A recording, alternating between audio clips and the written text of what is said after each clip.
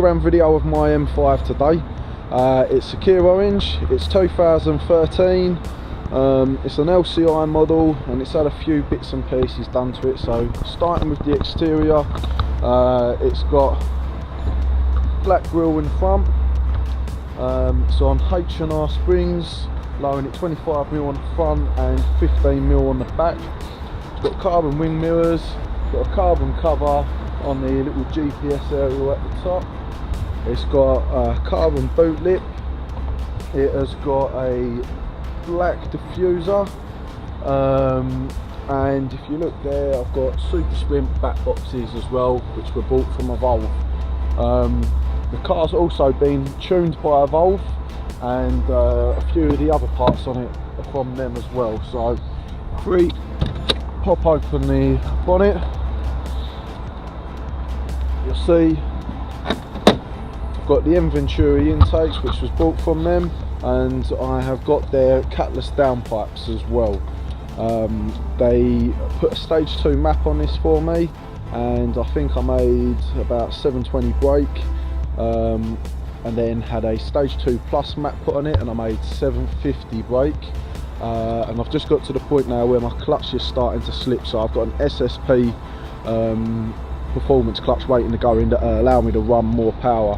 Because I've put that clutch in, I've also had a little play around, and I've installed methanol in the car. So if I open up the boot, if you look in the back, it all looks pretty normal, but open up this little bit here and there's a 2-gallon stealth tank, so that's where my meth is stored.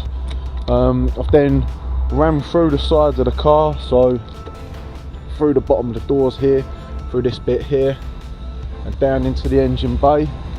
And then you see here, here's my solenoid. The charge pipes have been changed to aftermarket ones with nozzles, and that's my meth injection right there. We're gonna hope for more octane and lower intake temps and more power from having that fitted. And down the side here, that's my juice box 4 or JB4. I've got the meth module hooked up to it, and I've got the Bluetooth module hooked up to it, and also the boost control module, which allows you to run a lot more boost. None of that's set up yet, it's just in place, waiting to go. Going inside the car, first thing you notice, we've got the M Performance steering wheel with race display. So if I turn the car on, see the lights go across the top, so that's for RPM. And then if I hold both them buttons there, you can see I've got my oil and water temperature, so that's pretty useful. So I don't really give the car any grief until I've got the oil temperature up properly. If I flick through it, got a timer, that's a G-force meter, and back onto that. You have got some other settings that you can have, like MPG and stuff, but that don't really interest me. Another thing I use a lot is tyre pressure and tyre temperature, because the car's not moving at the moment, it's not telling me anything, but the tyres start to grip after about 30 Celsius and get really grippy at 40, and they're Michelin Pilot Super Sports. Then the other thing is the JB4. If I go onto my phone, 2 seconds. Okay, so if I go onto my phone, just exit, go into display. So I'm now connected onto the JB4, so that's what runs my methanol for me.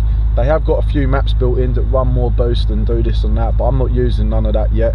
I've just got it on map 4, which is stock ECU, so as I've got a flashed ECU, I'm just running my normal Evolve map. If I press the start logging button, I can log everything, so I can go onto logs like that, and bring up all my data, so I can see air fuel ratios, air intake temperatures, throttle position, all sort of stuff that you want to be seeing to make sure your car's running properly, make sure it ain't running lean, ain't running rich, making sure that your fuel's not maxed out, all that sort of stuff. And what are we doing here? Wants me to rotate it.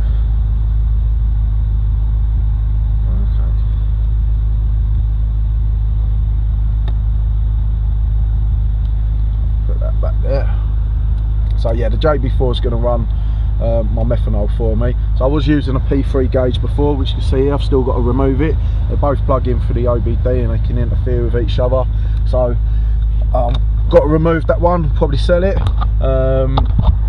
The other thing I use quite a lot is a Race Logic V box. So instead of relying on dyno numbers, which can be here or there, because you might have a different atmospheric temperatures, you might have might be raining, you might have crap petrol in your car, loads of different things that can affect your boost numbers on the day.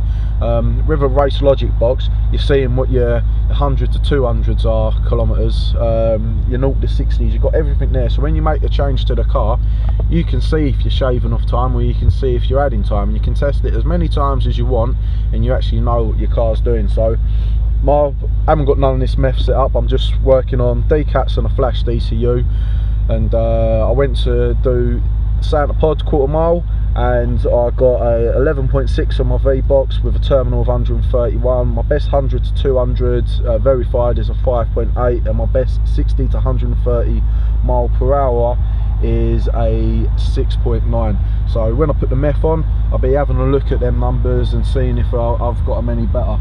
Going around the car, I've got the aircon seats with the bucket shape to them. I've had this wrapped as this was like a wood effect, and then coming onto the outside I've had bits like this wrapped. So yeah, that's a walk around in my car. Like I said, last time it went on a map it was making 750 brake. Don't really know what it's going to be running once I get all this all set up, but yeah, just nice to see other people's owners' cars and what they're doing with them. If anyone's got any advice or tips, let us know.